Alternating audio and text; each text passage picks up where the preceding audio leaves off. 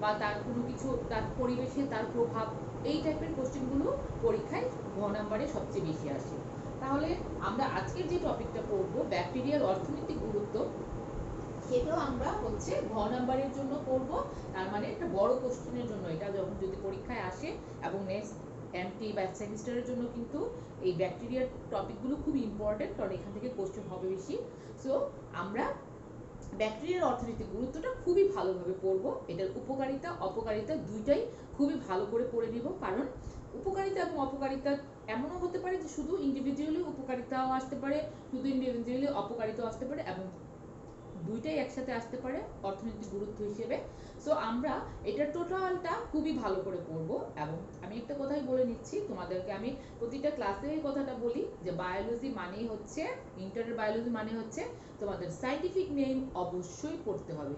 তুমি যত scientific name পড়বে, যত সাইন্টিফিক নেম তোমার খাতায় আমি নির্ভুলভাবে কারেক্টলি পাবো, তোমার মার্কস ততই ভালো হবে, তোমার লেখাটা ততই বেশি অ্যাডভান্স বা খুবই কোয়ালিটিফুল হবে। সো সাইন্টিফিক নাম যেখানে দেখবো সেগুলো বাদ দিয়ে স্কিপ করে আমি পড়ে গেলাম, ঠিক আছে, ওই লেখাটা কিন্তু অত বেশি কোয়ালিটি হবে না। সো আমি যদি ভালো লিখতে চাই, যদি পরীক্ষায় ভালো মার্কস পেতে যাই, অবশ্যই বায়োলজিতে সাইন্টিফিক নেম দিতে হবে। যেখানে যেখানে আমরা সাইন্টিফিক নেম পাবো এটাকে ডাবল ট্রিপল ভাবে পড়ে খাতায়, আমি তোমাদেরকে অলরেডি তোমাদেরকে এই কথাটা বলেছি যে কিভাবে সাইন্টিফিক নেম পড়বে। আবার আজকে একবার বলছি যে সাইন্টিফিক নেম যখন পড়বে, শুধু চোখের দেখায় মুখস্থ করে ফেললে কিন্তু সাইন্টিফিক নেম ভুল হবে। তোমাদেরকে এই কথাটা আমি বলেছি যে সাইন্টিফিক নেমে একটা এর জায়গায় একটা ই যদি লেখো, একটা কোনো লেটার যদি তুমি মিস করো তাহলে কিন্তু পুরোটা কাটা যাবে। যদি তুমি জেনাসের নামটা ক্যাপিটাল লেটারে না দাও, স্পিসিস, আমরা জানি সাইন্টিফিক নেমের দুইটা পার্ট থাকে, একটা হচ্ছে জেনাস যেটা সামনের পার্টটা, সেটা হচ্ছে জেনাস বা গণ, আর পিছনের পার্টটা হচ্ছে স্পিসিস বা প্রজাতি। জেনাসের প্রথম লেটারটা অবশ্যই বড় হাতে লিখতে হবে, আর স্পিসিসের প্রথম লেটারটা, প্রথম অক্ষরটা অবশ্যই ছোট অক্ষরে লিখতে হবে। ঠিক আছে, কিছু কিছু রুলস কিন্তু সাইন্টিফিক নিয়মের ক্ষেত্রে অবশ্যই তোমার সেটা ফলো করতে হবে, নয়তো কিন্তু এখানে যদি কোনো মার্কস পাবো না, পুরোটাই কাটা যাবে। ঠিক আছে, তো আজকে আমরা যখন ব্যাকটেরিয়ার অর্থনৈতিক গুরুত্ব পড়ব, কারণ সেখানে আমরা ব্যাকটেরিয়ার অর্থনৈতিক গুরুত্বের ক্ষেত্রে আমরা দেখব যে উপকারিতা অপকারিতা বোথ সাইডই আমরা এটা ভালো করে পড়ে নিব। উপকারিতাটা আমরা আজকে ডিসকাস করব। ফার্স্টে উপকারিতাতে চলে আসছি। উপকারিতাটাকে তোমরা মেইন বইয়ে দেখবে যে কয়েকটা সোর্সে বা কয়েকটা সেক্টরে ভাগ করেছে, যেমন চিকিৎসা ক্ষেত্রে বা তো সে এই ক্ষেত্রে কি ভূমিকা পালন করছে, চিকিৎসা ক্ষেত্রে সে কি কি রোল প্লে করছে বা তার কি কি ধরনের বেনিফিটস আছে এগুলো। তারপর সেকেন্ড যে সেক্টরটা খুব ইম্পর্টেন্ট একটা সেক্টর, সেটা হচ্ছে কৃষিক্ষেত্র। কৃষিক্ষেত্রে কিন্তু ভাইরাস ব্যাকটেরিয়া কিন্তু কৃষিক্ষেত্রে একটা ইম্পর্টেন্ট একটা রোল সে ক্রিয়েট করে। ঠিক আছে, কৃষিক্ষেত্রে খুব ভালো একটা ভূমিকা আছে ভাইরাস এবং ব্যাকটেরিয়ার দুইটারই। তারপরে যেটা দেখবো 3 নাম্বার যেটা, সেটা দেখবো হচ্ছে শিল্পক্ষেত্রে। ঠিক আছে, তাহলে আমি সবগুলো ইয়ে করে দিচ্ছি, এগুলো আমরা আলাদা করে সেক্টরগুলো করব। তারপরে যেটা দেখবো শিল্পক্ষেত্রেও শিল্পক্ষেত্রেও কিন্তু ব্যাকটেরিয়ার ভূমিকা কম না। শিল্পক্ষেত্র অনেকগুলো সেক্টরে, শিল্পক্ষেত্রে অনেকগুলো পার্টে ব্যাকটেরিয়ার খুবই ভূমিকা, যেখানে ব্যাকটেরিয়া ছাড়া চিন্তাই করা যাবে না। ঠিক আছে, ওই রোলগুলো প্লে করার জন্য। তারপরে আছে যে মানব জীবনে সে কি ধরনের, মানে নর্মাল আমাদের রিয়েল লাইফে বা নর্মাল ডেইলি লাইফে ব্যাকটেরিয়ার কি কি ভূমিকা আছে, এটাও একটা সেক্টরে ভাগ করেছে। তারপর আরেকটা সেক্টরে ভাগ করেছে লাস্ট ওয়ান, সেটা হচ্ছে পরিবেশ উন্নয়নে কি ধরনের ভূমিকা পালন করে। যেহেতু এটা আমরা উপকারিতা পড়ছি, তার মানে এখানে ভাইরাসের সবগুলো ভালো ভালো দিক বা সাইডগুলোই কিন্তু ডিসকাস করা হবে। তো প্রথমে আমরা যদি যাই, প্রথমে যে এটাতে যাব সেটা হচ্ছে চিকিৎসা ক্ষেত্রে। চিকিৎসা ক্ষেত্রে ফার্স্টেই যেটা থাকবে, যে পয়েন্টটা তোমাদের আছে বইয়ে, সেটা হচ্ছে অ্যান্টিবায়োটিক তৈরিতে। অ্যান্টিবায়োটিক তৈরিতে ব্যাকটেরিয়া খুবই ইম্পর্ট্যান্ট একটা ভূমিকা পালন করে। অ্যান্টিবায়োটিক তৈরির ক্ষেত্রে তুমি যদি ব্যাকটেরিয়ার কোনো ইয়ে না নাও, ব্যাকটেরিয়া যদি অনুপস্থিত থাকে, তাহলে অনেক অ্যান্টিবায়োটিকই তুমি তৈরি করতে পারবে না বা প্রডিউস করতে পারবে না। যেমন তোমাদের বইয়ে যখন যাবে সেটা দেখো যে অ্যান্টিবায়োটিক তৈরির ক্ষেত্রে যে ব্যাকটেরিয়া হচ্ছে সাবটিলিন, পলিমিক্সিন, এগুলা ধরনের। সাবটিলিন খুব ইম্পর্টেন্ট, খুবই একটা ইউজফুল একটা অ্যান্টিবায়োটিক। এই যে সাবটিলিন, পলিমিক্সিন, এই ধরনের অ্যান্টিবায়োটিকগুলো ব্যাকটেরিয়ার মাধ্যমে এগুলোকে তৈরি করা যায়। সো অ্যান্টিবায়োটিক তৈরিতে ব্যাকটেরিয়া খুব ইম্পর্টেন্ট একটা ভূমিকা পালন করবে, খুব ইম্পর্টেন্ট একটা সে একটা এখানে একটা খুব ভালো একটা রোল ক্রিয়েট করবে, ঠিক আছে। তারপরে আমরা যদি দেখি যে প্রতিষেধক টিকা তৈরিতে, প্রতিষেধক টিকা তৈরিতে প্রতিষেধক মানে হচ্ছে যে যে রোগগুলো সাধারণত ছোঁয়াচে, ঠিক আছে, বিভিন্ন রোগগুলো ছোঁয়াচে সেগুলোর আমরা জানি যে টিকা তৈরি হয়, ঠিক আছে। সেই টিকাগুলো ম্যাক্সিমাম ক্ষেত্রেই ভাইরাস বা ব্যাকটেরিয়া থেকেই পাওয়া যায়, ঠিক আছে, ব্যাকটেরিয়া বা ভাইরাস থেকে পাওয়া যায়। যেমন ব্যাকটেরিয়া হতে কোলেরা, টাইফয়েড, যক্ষা এই ধরনের যে প্রতিষেধক রোগগুলো আছে, প্রতিষেধক মানে সহজ বাংলা ভাষায় বলা যায় ছোঁয়াচে যে রোগগুলো অনেকগুলো আছে সেগুলোতে অবশ্যই আমরা টিকা ইউজ করতে হয়, ভ্যাকসিন ইউজ করতে হয়।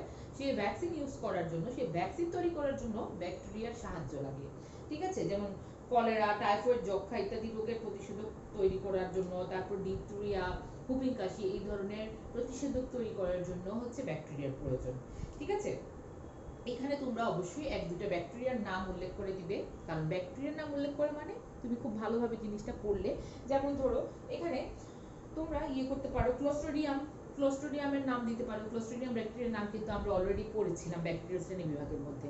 সো ক্লোস্ট্রিডিয়াম এই ধরনের ব্যাকটেরিয়াটা থেকে সাধারণত প্রতিষেধক টিকা তৈরি করা যায়, ঠিক আছে।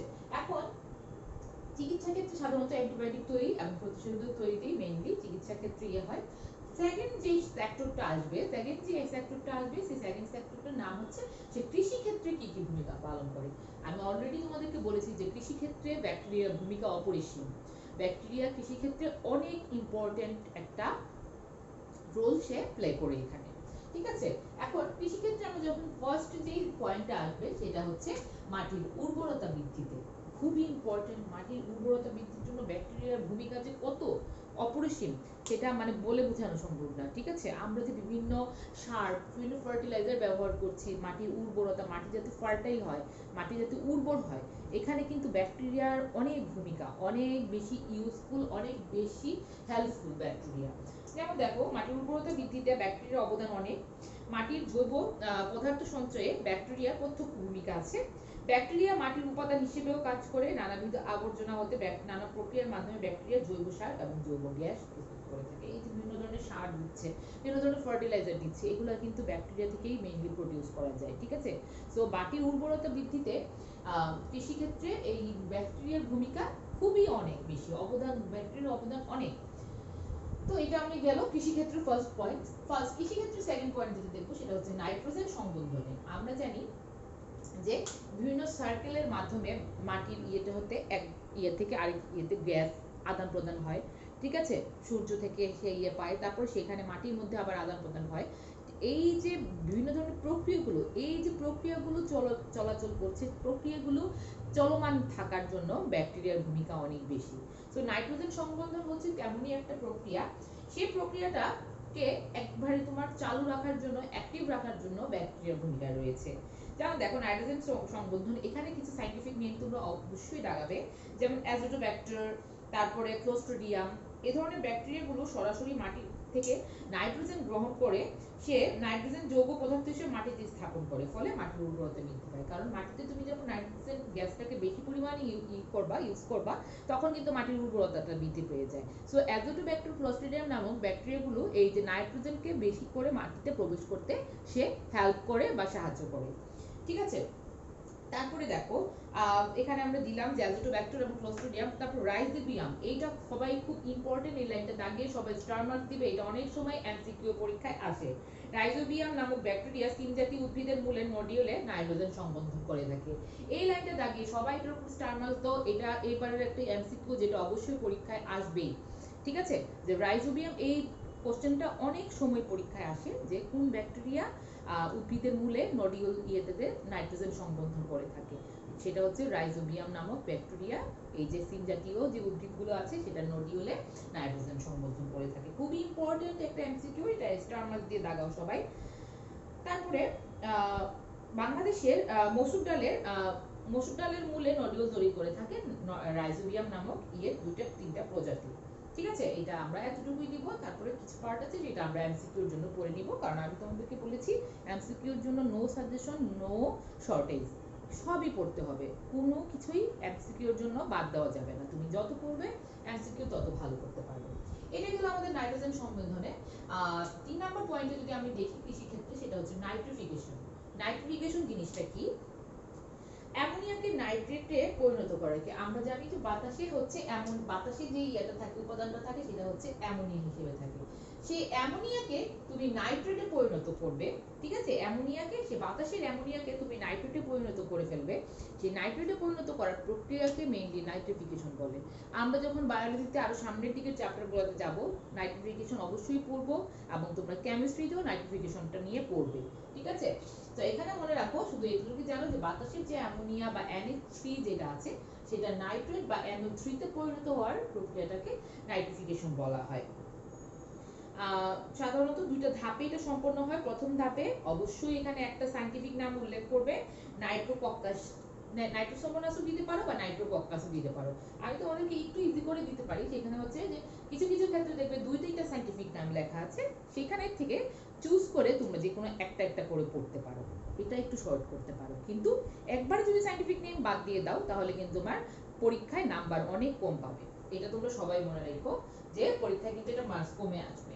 তো নাইট্রোসোমোনাস বা নাইট্রোকক্কাস ধরনের ব্যাকটেরিয়াগুলো, এগুলো কি করে? মেইনলি অ্যামোনিয়াকে ফার্স্টে নাইট্রাইটে পরিণত করে, তারপরে সেই নাইট্রেট থেকে নাইট্রেটে পরিণত হয়, ঠিক আছে? এটা দুইটা ধাপে সম্পন্ন হয়। প্রথমে অ্যামোনিয়াটা থেকে ফার্স্টে সে নাইট্রাইটে পরিণত করবে, এটা হচ্ছে নাইট্রোসোমোনাস বা নাইট্রোকক্কাস জাতীয় ব্যাকটেরিয়া। সেই নাইট্রেটকে আবার নাইট্রেটে পরিণত করবে সেকেন্ড ধাপে, ঠিক আছে? তো আবার দ্বিতীয় ধাপে নাইট্রোব্যাক্টার, এখানে আরেকটা ব্যাকটেরিয়ার কথা বলা হয়েছে, নাইট্রোব্যাক্টার নামক ব্যাকটেরিয়া নাইট্রাইটকে নাইট্রেটে পরিণত করে। এই দুইটাই হচ্ছে নাইট্রিফিকেশন প্রক্রিয়া। এই যে ব্যাকটেরিয়াগুলো, এই ব্যাকটেরিয়ার নাম বলা হয় নাইট্রিফাইং ব্যাকটেরিয়া। যেহেতু এটা নাইট্রিফিকেশনে কাজ করে, এই জন্য এই নাইট্রোব্যাক্টার, তারপরে নাইট্রোসোমোনাস, নাইট্রোকক্কাস ধরনের ব্যাকটেরিয়াকে বলা হয় নাইট্রিফাইং ব্যাকটেরিয়া, ঠিক আছে?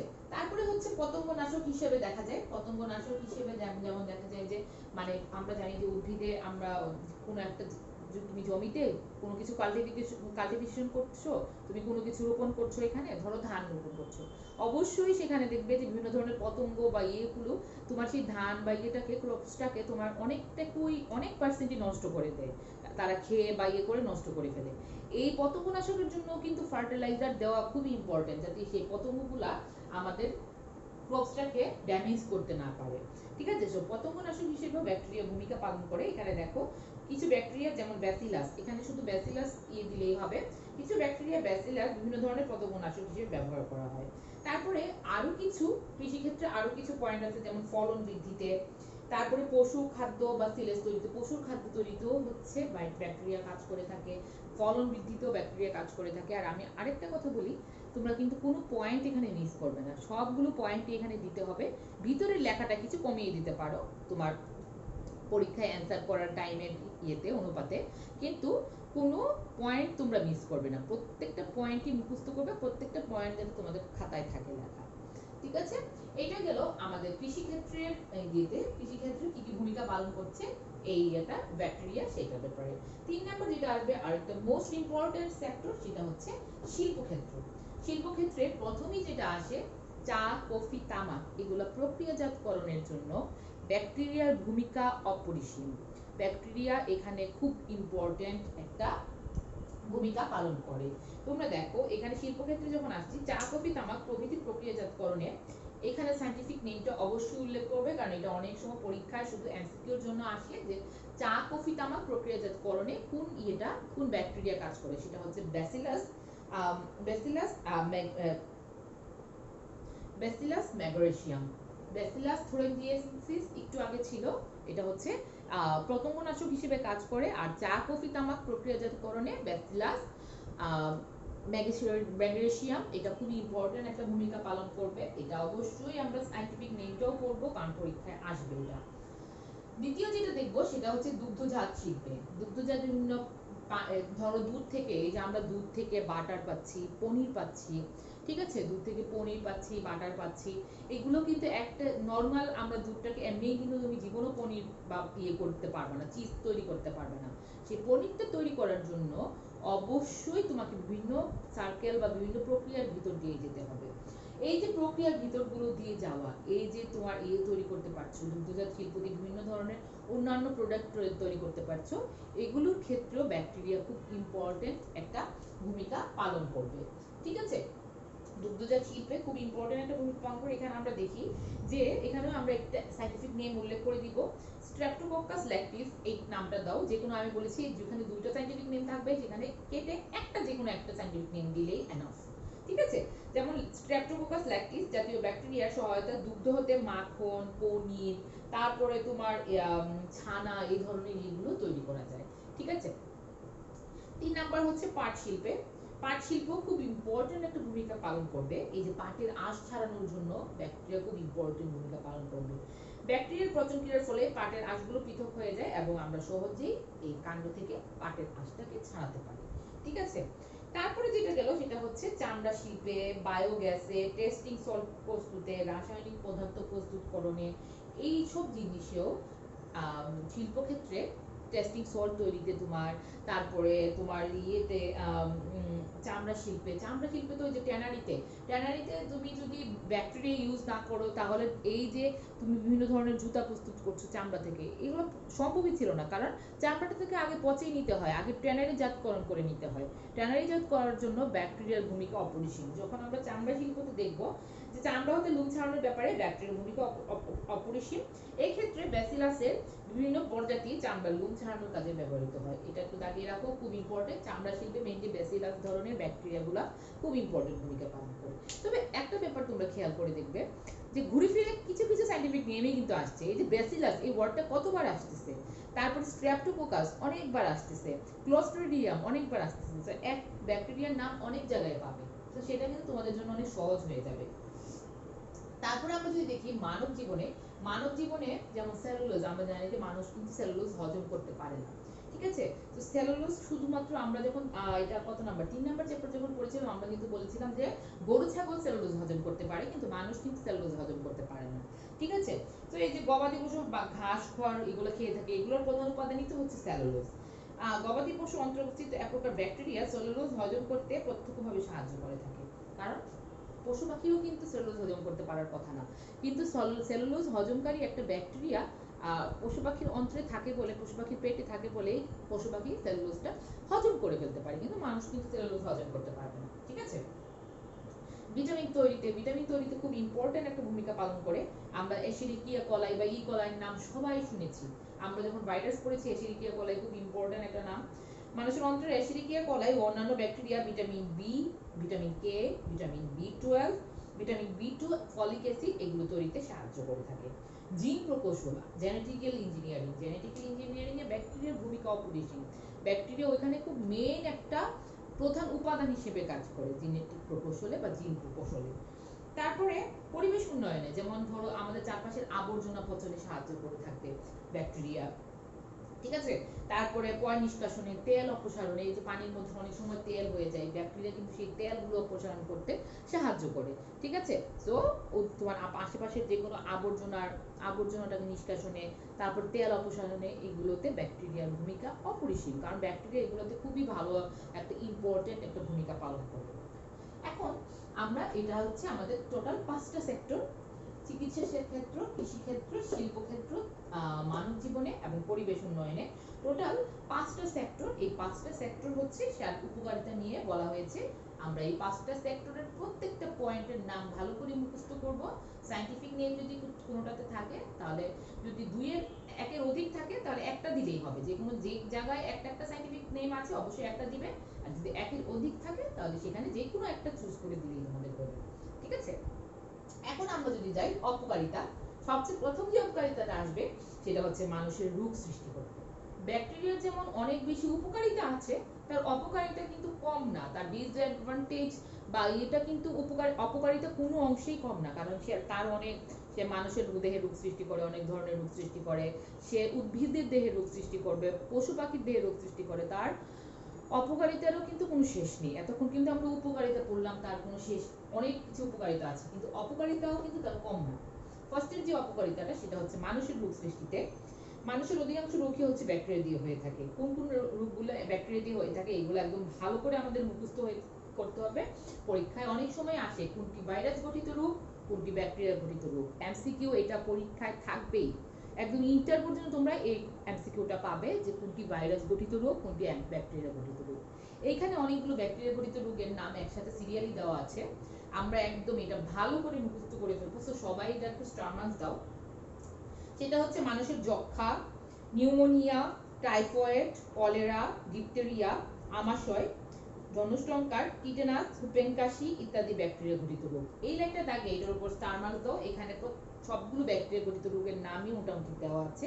সো এটা একদমই আমরা ভালো করে পড়ে ফেলবো। যক্ষা, ডিপথেরিয়া, হুপেন কাশি, টিটেনাস, তারপরে আমাশয়, তারপরে ধনুষ্টঙ্কার, তারপরে হুপিং কাশি, এগুলো হচ্ছে ব্যাকটেরিয়া ঘটিত রোগ। ঠিক আছে। এছাড়া অ্যানথ্রাক্স, মেনিনজাইটিস, ল্যাপ্রোসি এই ধরনের যেগুলো একটু দুরারোগ্য রোগ, যেগুলো আমাদের সাধারণত হয় না, এই রোগগুলো তো ব্যাকটেরিয়ার দ্বারা হয়ে থাকে। 2 নাম্বার, অন্যান্য প্রাণীতেও রোগ সৃষ্টি করে থাকে। ঠিক আছে, শুধু মানুষের রোগ সৃষ্টি করবে তা না, বিভিন্ন গরু মহিষের মধ্যে রোগ সৃষ্টি করে, মুরগের মধ্যে রোগ সৃষ্টি করে।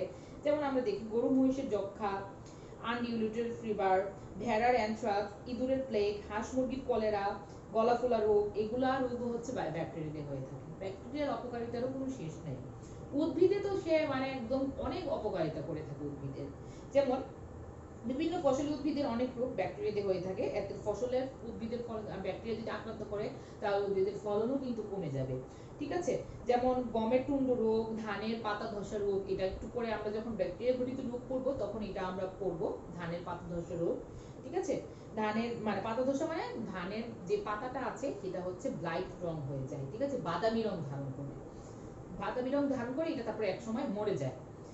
ধানের পাতা ধসা রোগ, আখের আঠা ঝরা রোগ ইত্যাদি রোগ হয়ে থাকে। এছাড়া লেবুর ক্যাঙ্কার, আলুর স্ক্র্যাপ, টমেটোর ক্যাঙ্কার, এই জাতীয় এগুলো, আপেলের ফায়ার ব্লাইট, এই ধরনের রোগগুলো ব্যাকটেরিয়া দিয়ে হয়ে থাকে। খাদ্যদ্রব্যের পচন এবং বিষাক্তকরণ। ঠিক আছে, বিভিন্ন খাদ্যদ্রব্যের যেমন সহজেই ব্যাকটেরিয়া আক্রান্ত করলে বিভিন্ন খাদ্যদ্রব্য সাথে সাথে পচে যায়।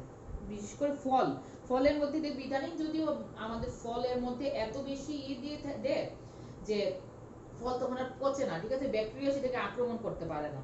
সো এটা আগে যখন কোনো ফল আমরা খেতাম দেখা যাচ্ছে যে একদিন পরেই সেই ফলটার মধ্যে একটা পচন ধরে যেত। ঠিক আছে। সো ব্যাকটেরিয়া খুবই দ্রুত আক্রান্ত করতে পারে ফলের মধ্যে। দেখো যে ব্যাকটেরিয়া নানা রকম টাটকা ও সংরক্ষিত খাদ্যদ্রব্যের পচন ঘটিয়ে আমাদের প্রচুর আর্থিক ক্ষতি করে থাকে। ঠিক আছে। ক্লোস্ট্রিডিয়াম বটুলিওড্রাম নামক ব্যাকটেরিয়া খাদ্যে বোটুলিন নামক একটা বিষাক্ত পদার্থ ছড়াতে পারে, এতে মানুষের মৃত্যু পর্যন্ত হতে পারে। এটাকে আমরা বটুলিজম বলতে পারি।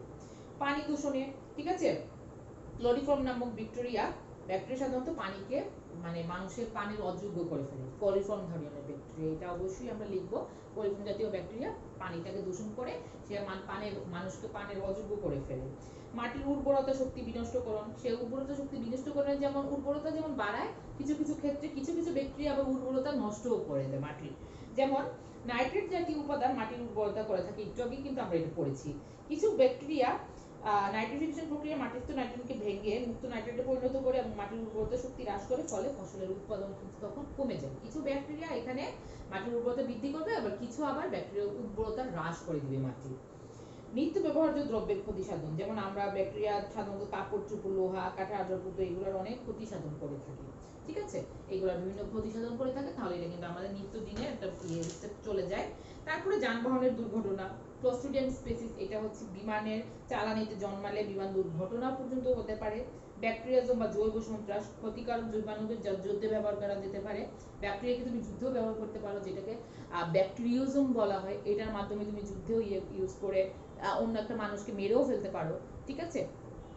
এইগুলো হচ্ছে ব্যাকটেরিয়ার অপকারিতা। ঠিক আছে, এগুলো হচ্ছে ব্যাকটেরিয়ার অপকারিতা প্রত্যেকটা মানুষের রোগ সৃষ্টিতে, অন্যান্য প্রাণীর রোগ সৃষ্টিতে, উদ্ভিদের রোগ সৃষ্টিতে, খাদ্যদ্রব্যের পচনে, পানি দূষণে, তারপরে মাটির উর্বরতা শক্তি নষ্টকরণে, নিত্য ব্যবহার্য দ্রব্যের ক্ষতি সাধনকরণে, এগুলোতে কিন্তু ব্যাকটেরিয়া অপকারিতা হিসেবে কাজ করে।